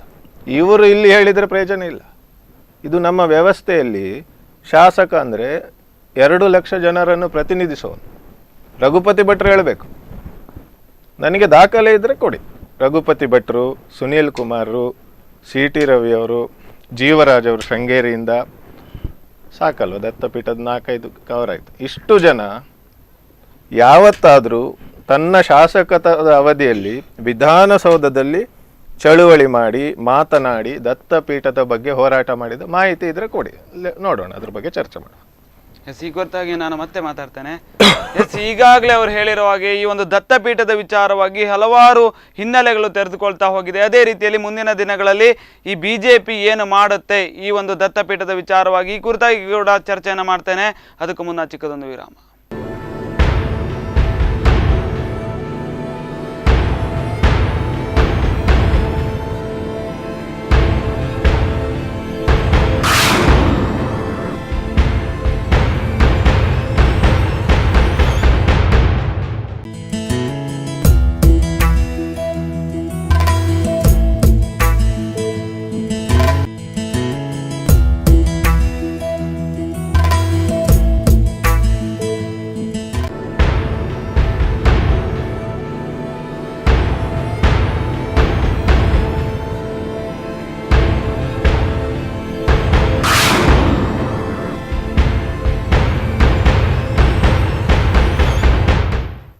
ವಿರಾಮದ ನಂತರ ಕರೆಂಟ್ ಅಫೇರ್ಸ್ಗೆ ಮತ್ತೆ ಸ್ವಾಗತ. ನಾವು ಚರ್ಚೆಯನ್ನು ಮಾಡ್ತಾ ಇದ್ವಿ. ಅಮೃತ್ ಶೆಣೈ ಅವರು ಈ ಕುರಿತಾಗಿ ಹಲವಾರು ವಿಚಾರಗಳನ್ನು ಹೇಳಿದ್ರು. ಅಂದರೆ ಸರ್ಕಾರ ಏನಿತ್ತು, ಮತ್ತು ಅದರ ಇತಿಹಾಸಗಳೇನಿತ್ತು, ಮತ್ತು BJP ಅವರು ಏನೇನು ಮಾಡಿದ್ದಾರೆ, ಏನೇನು ಮಾಡಲಿಲ್ಲ, ಎಲ್ಲದರ ಕುರಿತಾಗಿ ಕೂಡ ಹೇಳಿದರು. ಈ ಕುರಿತಾಗಿ ನಾನು ನಿಮ್ಮ ಹತ್ರ ಬರ್ತೇನೆ. ಅವರು ಹೇಳಿದ್ದಕ್ಕೆ ನೀವು ಏನು ಹೇಳ್ತೀರಿ? ಈಗಾಗಲೇ ತುಂಬ ವಿಷಯಗಳ ಬಗ್ಗೆ ಹೇಳಿದ್ರು. ಅಲ್ಲ, ಅವರು ಹೇಳಿರುವಂಥದ್ದು, ಈಗ ಶಾಸಕರಾಗಿ ಆಯ್ಕೆ ಆಗಿ ಬಂದ ನಂತರ ಅವರು ದತ್ತಪೀಠಕ್ಕೋಸ್ಕರ ಯಾವ ಹೋರಾಟ ಮಾಡಿದ್ದಾರೆ ಅಂತ. ಆದರೆ ನಮ್ಮ ಹೋರಾಟ ಇದೊಂದು ಸಂಘಟನೆ, ಒಟ್ಟು ಸಮಾಜದ ಹೋರಾಟ. ಇದನ್ನು ಯಾವುದೋ ಒಂದು ರಾಜಕೀಯ ಪಕ್ಷ ಹೋರಾಟ ಮಾಡಿದೆಯೋ ಮಾಡಲಿಲ್ಲೋ ಎನ್ನುವ ಮೇಲೆ ನಿರ್ಧಾರ ಆಗೋದಿಲ್ಲ. ಇದು ಸಂಘಟನೆ ಈ ರೀತಿ ಹೋರಾಟ ಮಾಡ್ಕೊಂಡು ಬಂದಿದೆ. ಅದರ ಜೊತೆಗೆ ಒಂದು ಸ್ವಲ್ಪ ಜನರು ಸೇರಿಕೊಂಡ್ರು, ಅವರು ಅದರ ಹೋರಾಟವನ್ನು ಮುಂದಾಳತ್ವವನ್ನು ವಹಿಸ್ಕೊಂಡ್ರು, ಶಾಸಕರಾದರು. ಆನಂತರ ಅವರು ವಿಧಾನಸಭೆಯಲ್ಲಿ ಅದರ ಬಗ್ಗೆ ಧ್ವನಿ ಎತ್ತಿದ್ದಾರೆ. ಈ ರೀತಿಯಾಗಿ ಅದು ಅವರು ಏನು ಮಾಡಿದಾರೋ ಮಾಡಿಲ್ವೋ ಅಂತ ಅನ್ನೋದ್ರ ಬಗ್ಗೆ ನಮಗೆ ಅದರ ಬಗ್ಗೆ ಏನಿಲ್ಲ. ಅದು ನಮ್ಮ ವಿಚಾರ ಇರುವಂಥದ್ದು ಇಷ್ಟೇ, ದತ್ತಪೀಠವನ್ನು, ದತ್ತಪೀಠದ ಮುಕ್ತಿಯ ಹೋರಾಟ. ಅದಕ್ಕೋಸ್ಕರ ನಾವು ಹೋರಾಟ ಮಾಡ್ತೇವೆ. ನಮ್ಮ ಗುರಿ ಇರುವಂತಹದ್ದು ದತ್ತಪೀಠವನ್ನು ವಾಪಸ್ ಮರಳಿ ನಮಗೆ ಪಡೆಯುವಂಥದ್ದು ಅಷ್ಟೇ. ನಮ್ಮ ಹೋರಾಟ ಇಷ್ಟೇ. ಯಾಕಂದರೆ ಬಾಬಾ ಬುಡನ್ನ ಅಲ್ಲಿ ಇವಾಗ ಹೋರಾಟ ಈ ನಮ್ಮ ಮುಸಲ್ಮಾನ ಸಮಾಜವೂ ಹೇಳ್ತಾ ಇದೆ, ಇದು ನಮ್ಮದು, ಈ ಶಾಖಾದ್ರಿಯ ಕೈಗೆ ಆದ ಪೂಜಾ ಕೈಂಕರ್ಯದ ಜವಾಬ್ದಾರಿಯನ್ನು ಕೊಟ್ಟಿದ್ದಾರೆ. ಇದರ ಬಗ್ಗೆ ವಿರೋಧ ಇರುವಂಥದ್ದು. ಈಗ ಆ ದತ್ತಾತ್ರೇಯ ಗುಹಾಂತರ ದೇವಾಲಯದ ಒಳಗೆ ಪೂಜೆಯನ್ನು ಸಲ್ಲಿಸುವಂತಹ ಒಂದು ಹಕ್ಕನ್ನು ಯಾರಿಗೆ ಕೊಟ್ಟಿದೆ ಅಂತ ಕೇಳಿದರೆ ಶಾಖಾದ್ರಿಯ ಕೈಗೆ. ಅಂದರೆ ಶಾಖಾದ್ರಿ ಅನ್ನುವಂಥ ಆತನೊಬ್ಬ ಮುಸಲ್ಮಾನ ಆತ ದೇವರನ್ನೇ, ಹಿಂದೂ ದೇವರನ್ನೇ ನಂಬಿಕೆಯನ್ನು ಹೊಂದಿರದಂತಹ ವ್ಯಕ್ತಿ ಪೂಜಾ ಕೈಂಕರ್ಯವನ್ನು ಮಾಡಲಿಕ್ಕೆ ಸಾಧ್ಯನಾ? ಆತ ಎರಡೂ ಧರ್ಮದ ಪೂಜಾ ಕೈಂಕರ್ಯವನ್ನು ಮಾಡಬೇಕಂತ ಆತನಿಗೆ ಜವಾಬ್ದಾರಿಯನ್ನು ವಹಿಸಿಕೊಟ್ಟಿದ್ದಾರೆ. ಆತ ಮಾಡಲಿಕ್ಕೆ ಸಾಧ್ಯ ಇದೆ? ನೀವೇ ಯೋಚಿಸಿ. ಒಂದು ಇಸ್ಲಾಮಲ್ಲಿ ಪಾದುಕೆಗೆ ಪೂಜೆ ಸಲ್ಲಿಸುವಂಥದ್ದು ಇದೆಯಾ? ಮೂರ್ತಿ ಪೂಜೆಯನ್ನು ಅವರು ಒಪ್ಪೋದಿಲ್ಲ. ಅಂಥದ್ರಲ್ಲಿ ಶಾಖಾದ್ರಿಯನ್ನು ದತ್ತಾತ್ರೇಯ ಇದಕ್ಕೆ ಪಾದುಕೆಗೆ ಪೂಜೆ ಮಾಡ್ತಾನೆ, ಆತನಿಗೆ ಜವಾಬ್ದಾರಿ ಕೊಟ್ಟರೆ ನಾವು ಹೇಗೆ ಸಹಿಸ್ಕೊಳ್ಳಿಕ್ಕೆ ಸಾಧ್ಯ? ಇದನ್ನು ಯಾವುದೋ ಒಂದು ಮಸೀದಿಯಲ್ಲಿ ಹಿಂದೂ ಅರ್ಚಕರು ಪೂಜೆ ಮಾಡ್ಬೋದು ಅಂತ ಹೇಳಿದರೆ ಅವರು ಒಪ್ಪಿಕೊಳ್ಬೋದಾ? ಈ ರೀತಿಯಾಗಿದೆ. ಈ ರೀತಿಯಾಗಿ ಈ ರಾಜ್ಯ ಸರ್ಕಾರ ಅವತ್ತೇನು ನ್ಯಾಯಮೂರ್ತಿ ನಾಗಭೂಷಣ್ ಅವರ ಆಯೋಗ ಏನು ವರದಿಯನ್ನು ಸಲ್ಲಿಸಿತು ಅದನ್ನು ಅವರು ಪುರಸ್ಕರಿಸಿದರು. ಅಂದರೆ ಶಾಖಾದ್ರಿ ಅವರ ಕೈಗೆ ಅದರ ಆಡಳಿತವನ್ನು ಕೊಡಬೇಕು. ಅಂದರೆ ಯಾವನೊಬ್ಬ ಮುಸಲ್ಮಾನ ಅದರ ಒಳಗೆ ಪೂಜೆಯನ್ನು ಮಾಡಬೇಕು. ಆದರೆ ಆ ಒಟ್ಟು ಒಂದು 200-300 ವರ್ಷಗಳ ಮುಂಚೆ ಯಾವ ರೀತಿ ದತ್ತಪೀಠ ಯಾವ ರೀತಿ ಇತ್ತು ಅದರ ಬಗ್ಗೆ ಎಲ್ಲಿಯೂ ಅವಲೋಕನಗಳಾಗಲಿಲ್ಲ. ಅದರ ಮುಂಚೆ ಅಲ್ಲಿದ್ದಂಥದ್ದು ದತ್ತಾತ್ರೇಯ ಮುನಿಗಳು ತಪಸ್ಸನ್ನು ಮಾಡಿದರು. ಆನಂತರ ಅವರು ತಪಶಕ್ತಿಯ ಫಲವಾಗಿ ಅಲ್ಲಿ ಹಲವಾರು ಭಕ್ತರಲ್ಲಿ ಭಕ್ತಾದಿಗಳಾಗಿ ಬಂದು ತುಂಬ ಅಲ್ಲಿ ಏನೋ ಒಂದು ಸೋರ್ಸ್ ಆಫ್ ಇನ್ಕಮ್, ತುಂಬ ಆದಾಯಗಳು ಬರ್ತಾಯಿತ್ತು. ಅದಕ್ಕೋಸ್ಕರ ಟಿಪ್ಪು ಸುಲ್ತಾನ್ ಅವಧಿಯಲ್ಲಿ ಆತನೊಬ್ಬ ತನ್ನ ಚೇಲನನ್ನು ಕಳಿಸ್ತಾನೆ, ಬಾಬಾ ಬುಡನ್ ಅಂತ. ಆತ ಕೇವಲ ಒಂದು ಭಿಕ್ಷಾಟನೆಯ ರೂಪದಲ್ಲಿ ಬಂದವ, ಭಿಕ್ಷೆ ಬೇಡಲಿಕ್ಕೆ ಬಂದವ. ತನ್ನ ಒಟ್ಟು ದೇವಾಲಯನೇ ಒಳಗಾಕೊಂಡ. ಇದು ಹೇಗಾಗಿದೆ ಅಂದರೆ, ನಮ್ಮ ಮನೆಯನ್ನು ಯಾವನೊಬ್ಬ ಭಿಕ್ಷುಕ ಬರ್ತಾನೆ, ಬಂದು ಸ್ವಲ್ಪ ಜೋರು ಇರ್ತಾನೆ, ರೌಡಿಸಮ್ ಮಾಡ್ತಾನೆ, ರೌಡಿಗಳನ್ನು ಕರ್ಕೊಂಡ್ಬರ್ತಾನೆ, ಹಾಗಂತೇಳಿ ಅವನಿಗೆ ಬಿಟ್ಟು ಬಿಡಬೇಕಾ? ನಮ್ಮ ವಾದ ಇರೋದಷ್ಟೇ, ದತ್ತಪೀಠವನ್ನು ನಮಗೆ ಮರಳಿ ವಾಪಸ್ ಕೊಡಿ ಅಷ್ಟೇ. ನಮ್ಮ ಅಲ್ಲಿ ದೈನಂದಿನವಾಗಿ ಅಲ್ಲಿ ಪೂಜಾ ಕೈಂಕರ್ಯ ಆಗಬೇಕು, ದಿನನಿತ್ಯ ಅದು ಶಾಸ್ತ್ರೋಕ್ತವಾಗಿ ಯಾವ ರೀತಿ ಇದೆ ಅದೇ ರೀತಿ ಪೂಜೆಯನ್ನು ಮಾಡಬೇಕು. ಆದರೆ ಅವರ ಅವಕಾಶವನ್ನು ಕೊಡ್ತಾ ಇಲ್ಲ. ಆ ವಕ್ಫ್ ಬೋರ್ಡ್ನ ಮುಖಾಂತರ ಏನು ಹೋರಾಟವನ್ನು ಕೋರ್ಟಲ್ಲಿ ಪಿಟಿಷನನ್ನು ಹಾಕಿದ್ದಾರೆ, ಅವರು ಅದಕ್ಕೆ ಅವಕಾಶವನ್ನು ಕೊಡ್ತಾ ಇಲ್ಲ. ಆ ಸುಪ್ರೀಂ ಕೋರ್ಟಲ್ಲಿ ಕೂಡ ಅದರ ತೀರ್ಪು ಬಂದಿತ್ತು. ಆ ತೀರ್ಪು ಬಂದ ಕೂಡಲೇ ತಕ್ಷಣ ಆ ಶಾಖಾದ್ರಿ ಒಂದು ಮಾತನ್ನು ಹೇಳ್ತಾನೆ, ಅದು ಮುಂಚೆ ಪೂಜೆ ಆಗ್ತಿರುವಂಥದ್ದೆಲ್ಲವೂ ಸುಳ್ಳು, ಪೂಜೆಗಳೇನೂ ಆಗ್ತಾ ಇರಲಿಲ್ಲ ಅಂತ. ಇಂಥ ಒಬ್ಬ ನಂಬಿಕೆ ಇರದಂಥ ವ್ಯಕ್ತಿಯ ಕೈಯಲ್ಲಿ, ಶಾಖಾದ್ರಿಯ ಕೈಯಲ್ಲಿ ದತ್ತಪೀಠವನ್ನು ಪೂಜೆಯನ್ನು ಮಾಡಲಿಕ್ಕೆ ಕೊಟ್ಟರೆ ಅದು ಯಾವ ರೀತಿ ಸಾಧ್ಯ? ಅದು ಸಾಧ್ಯ ಇದೆನಾ? ಶಾಖಾದ್ರಿಗೆ ಮಂತ್ರ ಹೇಳಲಿಕ್ಕೆ ಗೊತ್ತಿದೆಯಾ? ಆರತಿ ಎತ್ತಲಿಕ್ಕೆ ಗೊತ್ತಿದೆಯಾ? ಆತನಿಗೆ ಪೂಜೆಯ ಬಗ್ಗೆ ಏನಾದರೂ ಗೊತ್ತಿದೆಯಾ? ಇದನ್ನು ಹೇಗೆ ಸಹಿಸ್ಕೊಳ್ಳಿಕ್ಕೆ ಸಾಧ್ಯ? ಇದು ಹಿಂದೂ ಸಮಾಜದ ಭಾವನೆಗಳನ್ನು ಘಾಸಿಗೊಳಿಸುವಂಥ ಒಂದು ಪ್ರಯತ್ನ ಅಷ್ಟೇ. ಇದು ಅದಕ್ಕೋಸ್ಕರ ನಮ್ಮ ಹೋರಾಟ. ಇದ್ಯಾವುದು ರಾಜಕೀಯವಾಗಿ ಶಾಸಕರಾಗಬೇಕು, ಮಂತ್ರಿಗಳಾಗಬೇಕು, ಇದರ ಯಾವುದರ ಮೇಲೆಯೂ ನಮ್ಗೆ ಕಂಡಿಲ್ಲ. ನಮ್ಮ ಉದ್ದೇಶ ಇರುವಂಥದ್ದು ಆ ದತ್ತಾತ್ರೇಯ ಪೀಠದಲ್ಲಿ ಮತ್ತೆ ನಮಗೆ ಹಿಂದೂಗಳಿಗೆ ಯಾವ ರೀತಿಯ ಮುಂಚೆ ವೈಭವ ನಡೀತಿತ್ತು ಅದೇ ರೀತಿಯ ವೈಭವಿತವಾದಂಥ ಪೂಜೆ ಆಗಬೇಕಷ್ಟೇ. ನಿಮ್ಮ ವಕೀಲರು ಇದ್ದಾರೆ, ಒಳ್ಳೆ ಸ್ಟ್ರಾಂಗ್ ಇದ್ದಾರಾ? ಖಂಡಿತವಾಗಿದೆ. ಈಗ ಹೋರಾಟ ಕೋರ್ಟ್ನಲ್ಲಿಯ ಸರ್ಕಾರದ ವಿರುದ್ಧ ಹೋರಾಟ? ಕೋರ್ಟಲ್ಲಿ ಹೋರಾಟ ನಡೀತಾ ಇದೆ. ಸರ್ಕಾರದ ವಿರುದ್ಧ ಏನಿಲ್ಲ ಅಲ್ಲ, ಕೋರ್ಟಲ್ಲಿ ಇದು ಇರ್ಬೋದು, ಸರ್ಕಾರದಲ್ಲಿ ಇರ್ಬೋದು. ಇದು ನಿಮ್ಮ ಹೋರಾಟ ಸರ್ಕಾರದ ವಿರುದ್ಧ ಆದಿದ್ರೆ ನಿಮ್ಮ ಹೋರಾಟವನ್ನು ಪ್ರತಿನಿಧಿಸಬೇಕಾಗಿರೋರು ಆ ಭಾಗದ ಶಾಸಕರೇ ಬಿಟ್ಟರೆ ಬೇರೆ ಯಾರು ಅದಕ್ಕಿಂತ ಬೆಸ್ಟ್ ಪರ್ಸನ್ ಇಲ್ಲ. ಯಾಕಂದ್ರೆ ನಮ್ಮ ವ್ಯವಸ್ಥೆ ಹಾಗೆ. ವಿಧಾನಸೌಧದಲ್ಲಿ ಇವರದ್ದು ಏನು ಅಹವಾಲುಗಳಿದೆ, ಅರ್ಚಕನನ್ನು ಬದಲಾಯಿಸುವಂಥದ್ದು ಇರ್ಬೋದು, ಅಥವಾ ಆ ಸಂಸ್ಥೆಯನ್ನೇ ಮುಜರಾಯಿ ಇಲಾಖೆಯಿಂದ ತೆಗೆದು ಹಿಂದೂಗಳ ಕೈಗೆ ಕೊಡುವಂಥದ್ದು, ವಿಶ್ವ ಹಿಂದೂ ಪರಿಷತ್ತಿಗೆ ಕೊಡುವಂಥದ್ದು ಇರ್ಬೋದು, ಅದು ತೀರ್ಮಾನ ಒಂದಾ ಸರ್ಕಾರ ಮಾಡಬೇಕು, ಒಂದಾ ಕೋರ್ಟ್ ಮಾಡಬೇಕು. ಬೇರೆ ಯಾರು ಮಾಡ್ಲಿಕ್ಕೆ ಆಗ್ತದ? ಈಗ ಒಂದಾ ಸರ್ಕಾರ ಮಾಡಬೇಕು, ಒಂದಾ ಕೋರ್ಟ್ ಮಾಡಬೇಕು. ನಾನು ಇವ್ರಿಗೆ ಐಡಿಯಾ ಕೊಡೋದು ಈಗ ಅಲ್ವಾ. ಈಗ ಇವರು ಕೋರ್ಟಲ್ಲಿ ಏನು ವಾದ ಮಾಡ್ತಿದ್ದಾರೆ, ಇವರ ವಕೀಲರು ಮಾಡ್ತಾರೆ.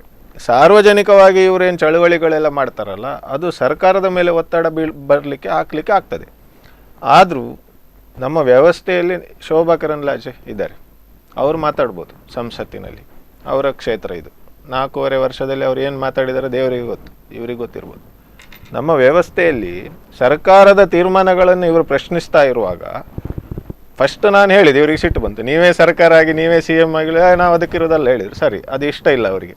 ವೋಟಿಗೆ ನಿಂತೆಲ್ಲ ಅವ್ರಿಗೆ ಗೌರ್ಮೆಂಟ್ ಎಲ್ಲ ಮಾಡುವಷ್ಟು ಇಡೀ ದೇಶದ ಸಮಸ್ಯೆ. ಅವರಿಗೆ ಒಂದು ದತ್ತಪೀಠ ಆದರೆ ಆಯ್ತು. ಈಗ ಬೇರೆ ವಿಷಯನ ಅವ್ರದ್ದು ಇಂಟ್ರೆಸ್ಟ್ ಇಲ್ಲ, ಸರ್ಕಾರ ಮಾಡೋದ್ರಲ್ಲಿ ಅವರಿಗೆ ಆಸಕ್ತಿ ಇಲ್ಲ. ನೆಕ್ಸ್ಟ್ ಪಾಯಿಂಟ್, ಹಿಂದೂ ಪರಿಷತ್ ಇದೊಂದು ಧಾರ್ಮಿಕ ಸಂಘಟನೆ.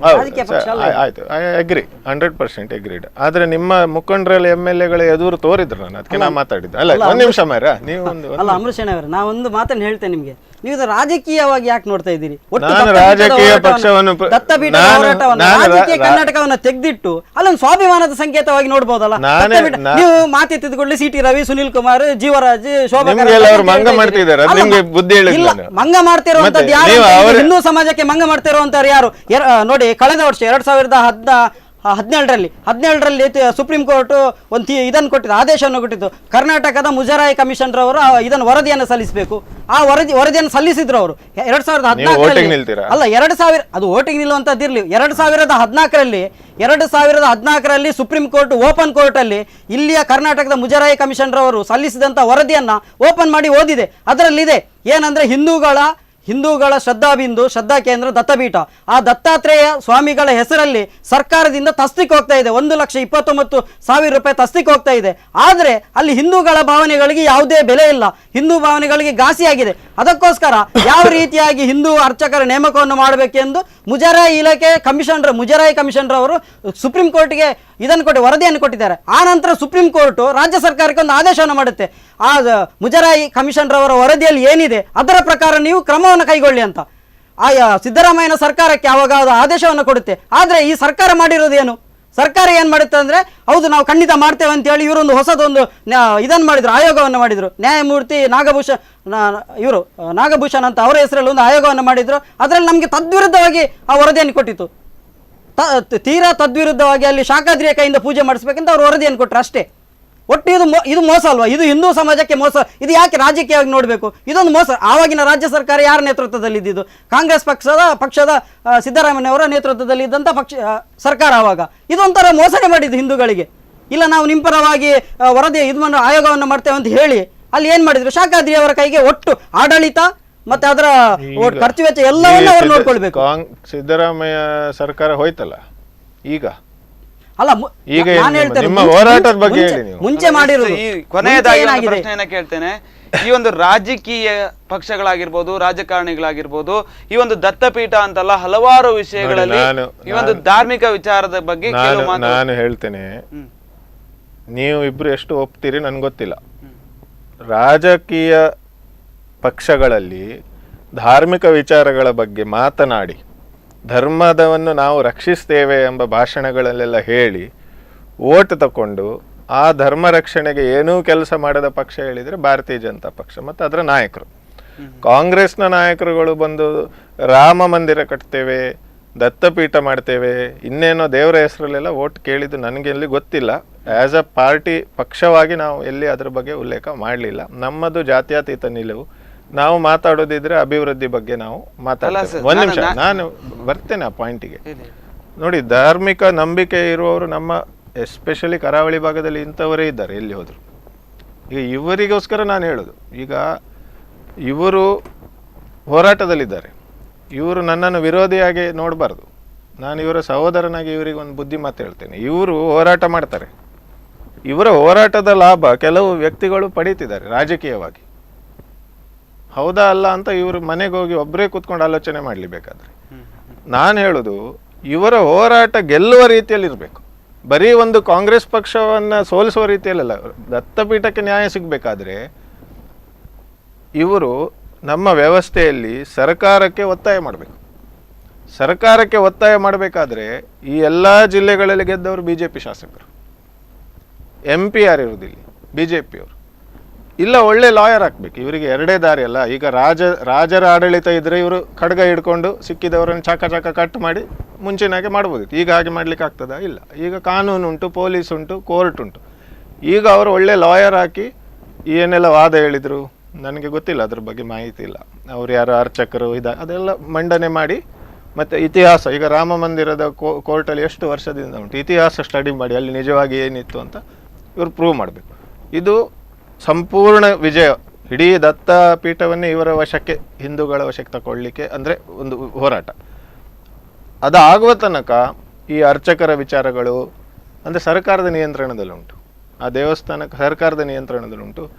ಸರ್ಕಾರಕ್ಕೆ ಒತ್ತಡ ಹಾಕಬೇಕಾದ್ರೆ ಕಾಂಗ್ರೆಸ್ ಆಗಿದ್ದಿದ್ರೆ ನಾನು CT ರವಿ ಹೇಳ್ತಿರ್ಲಿಲ್ಲ, ಸಾರಿ. ಅಲ್ಲಿ ಕಾಂಗ್ರೆಸ್ MLA ಆಗಿದ್ರೆ ನಾನು ಅವರ ಹೆಸರು ಹೇಳ್ತಿದ್ದೆ. ನಮ್ಮ BL ಶಂಕರ್ ವಿನ್ ಆಗಿದ್ದಿದ್ರೆ ನಾನಿಲ್ಲಿ CT ರವಿ ಹೆಸರು ಹೇಳ್ತಿರ್ಲಿಲ್ಲ ಸರ್. ನಾನು ಯಾಕೆ ಹೇಳ್ತಿದ್ದೇನೆ, ನೀವು ಅವರನ್ನು ಬಳಸಿಕೊಳ್ಳಿ ನಿಮ್ಮ ಹೋರಾಟದ ಗೆಲುವಿಗೆ. ಆ ಹೋರಾಟದಲ್ಲಿ ಭಾಗಿಯಾಗಿ ಗೆದ್ದು ಬಂದಂಥ ಶಾಸಕರನ್ನು ಬಳಸಿಕೊಳ್ಳಿ ಅಂತ ಹೇಳೋದು ಅಷ್ಟೇ. ಅಲ್ಲ ಸರ್, ಈಗ ನಾನು ಕೇಳ್ತೇನೆ ನೋಡಿ, ಇವಾಗ ಅಲ್ಲಿ ಶಾಖಾದ್ರಿ ಅವರ ಕೈ ಕೊಟ್ಟಿದ್ದಾರೆ, ಆ ರಾಜ್ಯ ಸರ್ಕಾರ ಇದ್ದಾಗ ಕೊಟ್ಟಿರೋಂಥದ್ದು, ಅದಕ್ಕೆ ಏನು ಹೇಳ್ತೀರಿ ನೀವು? ರಾಜ್ಯ ಸರ್ಕಾರ ಸೋತಿತ್ತಲ್ಲ ಅದೀಗ. ಅಲ್ಲಲ್ಲ, ಈಗ ಅಲ್ಲ ಸೋತಿರ್ಬೋದು, ಆದ್ರೆ ಆವಾಗ ರಾಜ್ಯ ಸರ್ಕಾರ ಕೊಟ್ಟಿದೆ. ಅಲ್ಲಿ ಹಿಂದೂ ದೇವಾಲಯ ಅಲ್ಲ, ಒಂದು ಅಲ್ಲ, ಅದ್ರ ಬಗ್ಗೆ ನಂಗೆ ಮಾಹಿತಿ ಇಲ್ಲ. ದತ್ತಪೀಠ ಹಿಂದೂ ದೇವಾಲಯ, ಅದರಲ್ಲಿ ಪೂಜೆ ಮಾಡ್ಲಿಕ್ಕೆ ಯಾವನೊಬ್ಬ ಮುಸಲ್ಮಾನನಿಗೆ ಕೊಟ್ಟಿದ್ದಾರೆ. ಇದರ ಬಗ್ಗೆ ಏನ್ ಹೇಳ್ತಾರೆ ಇವರು?